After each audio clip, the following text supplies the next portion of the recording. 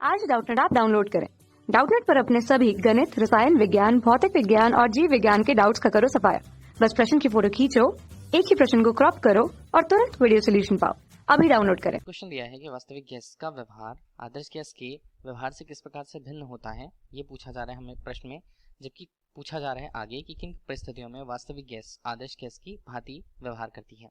तो अगर हम सबसे पहले वास्तविक गैस की बात करें तो इसके लिए हमें समझना होगा कि आदर्श गैस हम किसे कह पाते हैं। अब आदर्श गैस की तुलना अगर हम करें किसी वास्तविक गैस से तो वो किस प्रकार से भिन्न होती है।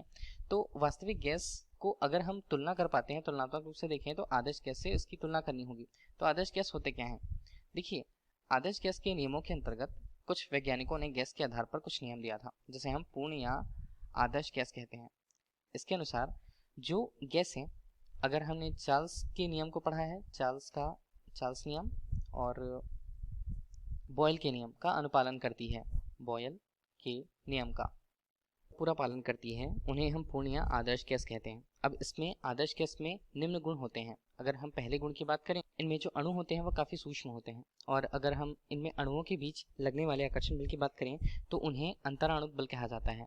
अंतराणुक बल या हम कह सकते हैं एक तरह से कि अंतराणुक आकर्षण बल या अंतराणुक प्रतिकर्षण बल को। तो अगर हम आदर्श गैस की बात करें तो उनमें उसके प्रत्येक अणु के मध्य अंतराणुक बल का अभाव होता है, मतलब अंतराणुक बल का मान यहाँ पर 0 होगा। और तीसरी स्थिति पर हम देखें तो ताप एवं दाब के किसी भी मान के लिए पूर्ण या आदर्श गैस जो होती हैं वो पूर्णतः रूप से चार्ल्स के नियम और बॉयल के नियम का पालन करती है ताप एवं दाब की किसी भी स्थिति के लिए।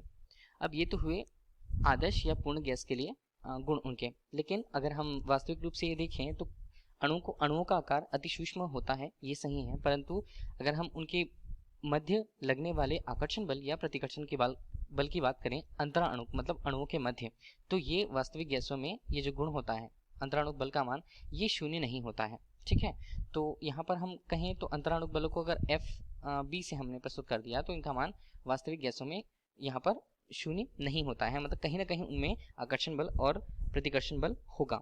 ठीक है, और अगर हम वास्तविक गैसों की बात करें तो प्रकृति में कोई भी ऐसी गैसें नहीं हैं जिसमें ये जो आदर्श गैस के गुण जो होते हैं वो हों।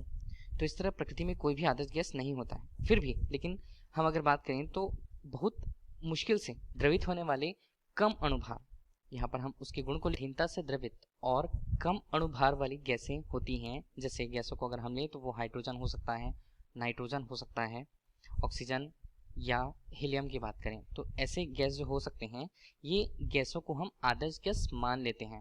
ठीक है, अब अगर हम ये देखें कि अल्प दाब पर, ठीक है, अल्प दाब की स्थिति है और अधिक ताप पर, देखिए दो कंडीशन हमारे पास है, अल्प दाब और अधिक ताप पर जो जितनी सारी वास्तविक गैसें होती हैं, वास्तविक रूप से जो गैस यहाँ पर होती है, ये सभी के सभी आदर्श गैस की तरह व्यवहार करती हैं। तो अब हम कहें तो कोई गैस आदर्श गैस कब होता है? जब दाब का मान कम हो उस गैस के लिए और उस ताप अधिक हो। तो इस स्थिति पर हम उन वास्तविक गैसों को आदर्श गैस की श्रेणी या आदर्श गैस की तरह व्यवहार करता हुआ मान सकते हैं। ठीक है, तो यही हमें प्रश्न में पूछा गया था कि क्या परिस्थितियां हो सकती हैं। तो अल्प दाब और अधिक ताप की स्थिति हो सकती है जब हम वास्तविक गैस को ये मान सकते हैं कि वो आदर्श गैस की भांति व्यवहार करती है। ठीक है, अब हमने ये भी देखा कि वास्तविक गैस का व्यवहार आदर्श गैस से किस प्रकार से भिन्न होता है उनके नियमों के आधार पर। धन्यवाद। कक्षा 6 से 12वीं से लेकर नीट, IIT, JEE वो एडवांस के लेवल तक 1 करोड़ से ज्यादा छात्रों का भरोसा। आज ही डाउनलोड करें डाउटनेट ऐप या व्हाट्सएप करें अपने सारे डाउट्स 8400 400 400 पर।